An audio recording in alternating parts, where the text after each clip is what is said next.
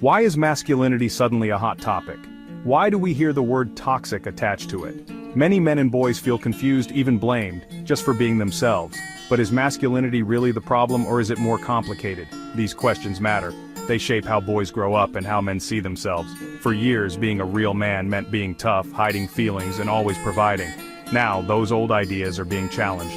Boys get messages from everywhere, movies, family, school, about what a man should be.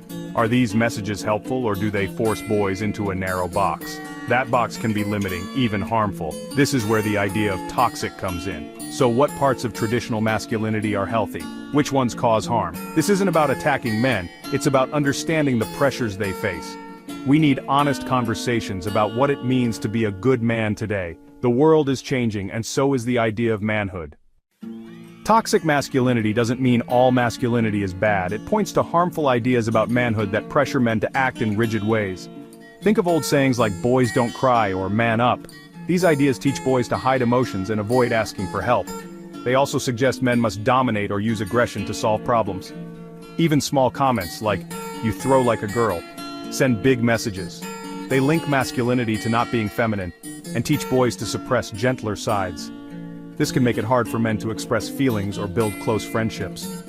Toxic masculinity is about behaviors like needing control, using violence, or avoiding caring roles. It's the negative side of some traditional male norms. These pressures limit men's emotional lives and can lead to harm. It's a cultural issue, not a personal failing. Understanding this helps us talk about it more clearly. The goal is to separate what's harmful from what's healthy.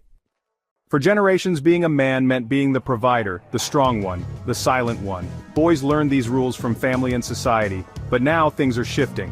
Media shows men as nurturing fathers and open about struggles. Social media lets people share new stories about manhood. Movements like #MeToo have sparked conversations about power and harmful behaviors. People are questioning old norms and asking how to prevent harm. Some worry. Traditional manhood is under attack, fearing we'll lose values like courage and responsibility. But the conversation isn't about throwing everything out. It's about looking closely at what we want to keep and what needs to change. Strength, resilience, and responsibility are still valued. The challenge is to evolve, not erase what it means to be a man. Change isn't always comfortable, but it's necessary. We're all part of shaping what manhood means now. These changing views, and the label toxic, do affect men and boys. Some feel blamed just for being male, which can hurt self-esteem. Men face real challenges: higher suicide rates, reluctance to seek help, academic struggles for boys. These issues are often linked to traditional masculine norms, like suffering in silence. When we talk about toxic masculinity, we must be careful not to shame all men. Sometimes that distinction gets lost, making men defensive and closing off conversation. We need safe spaces for men to talk about feelings and be vulnerable. Boys should learn that strength includes kindness, and that asking for help is courageous. This isn't about making men less manly. It's about expanding what manly can mean. Men can be strong and caring. That's a healthier vision for everyone. The debate about masculinity is heated. Some focus on dangers: aggression, dominance, and emotional suppression. These can lead to violence, inequality, and mental health struggles. Others defend traditional masculinity, pointing to courage, honor, and responsibility.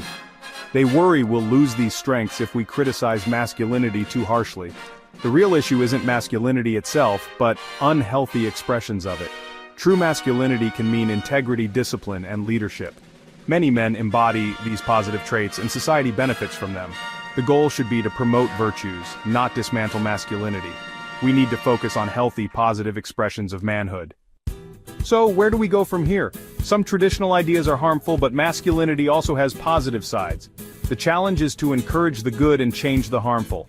Healthy masculinity means having choices. To be strong and gentle, to lead and nurture, to show emotion without fear. Empathy, kindness, and inner strength are key.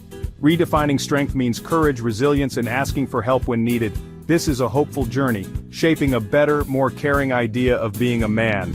Men supporting each other and creating communities where boys can thrive. That's a future we can all work toward together.